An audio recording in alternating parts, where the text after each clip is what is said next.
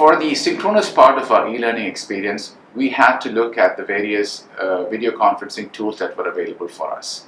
The two that were already existing as part of our existing platforms, one was Microsoft Teams as part of the Office 365, and the other one was Google Meet, which is part of the G Suite. We wanted to make sure that both these platforms had no restrictions for use, specifically in UAE, where we operate. And one of the big advantages that we had, especially with the support of both the education regulatory bodies, the ADEC and KHDA, they worked with the Telecom Regulatory Authority, TRA, to ensure that there were no restrictions in the use of these platforms.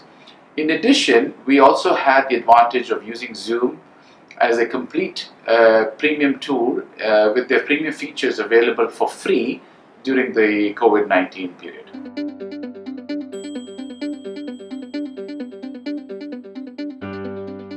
As part of our regular instructional setup in schools, we already use G Suite across many of our schools with a particular focus on the Google Classroom. The Google Classroom is quite integrated with our student management system, namely the PowerSchool.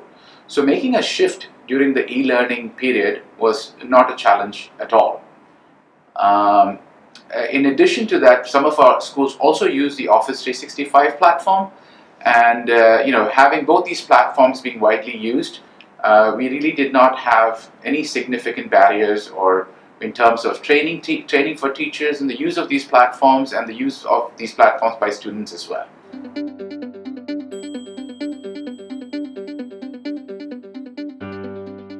Teachers now have the confidence to step out of their comfort zones, as they have been able to prove to themselves that they can really use these digital tools.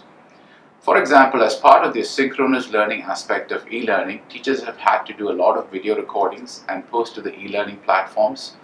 And so now when you think about the much talked about concept of flipped classroom, this is now being done on a daily basis as part of mainstream practice of this e-learning experience. What we've seen is teachers becoming more creative in the development of content and getting really more savvy in the use of these tools to actually give a more engaging experience and a more enriching experience for students. Students have also become more interactive in using these tools and adopting to these tools. And we can see a lot more innovation, both in terms of the teaching practice, the teaching and learning practice, as well as the development of both the hardware and the software that's being used.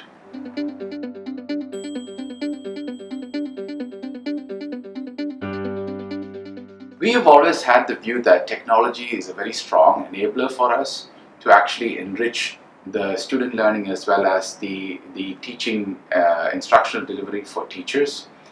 Having said that, with this whole experience, what has come to light is the revelation of the tools that incorporate more of the advanced technologies such as artificial intelligence and machine learning.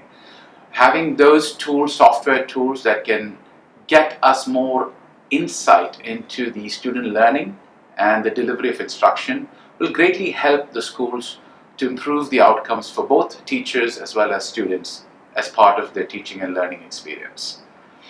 The other big aspect that I see, which is going to be part of the technology strategy going forward, is the aspect of augmented reality.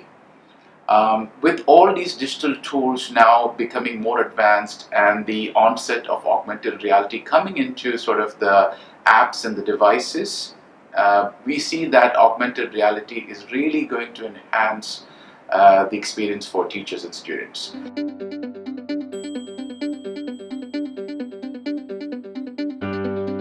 Both artificial intelligence and machine learning are two aspects of the advanced and modern technologies that are being incorporated into a lot of the software subscriptions that we see. A lot of the newer software subscriptions deploy or use these tools in a way to actually capture some of the data based on the student engagement and also the teacher interactions, and then further give a deeper insight that comes out of this data as to what works, what doesn't work, what could be developed further to help teachers and both students understand their learning journeys much more effectively.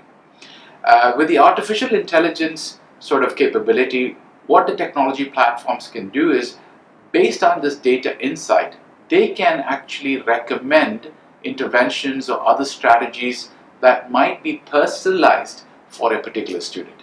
This is the big sort of advantage that I see going forward with these two technologies being incorporated more and more into both hardware and the software tools that will be deployed in education.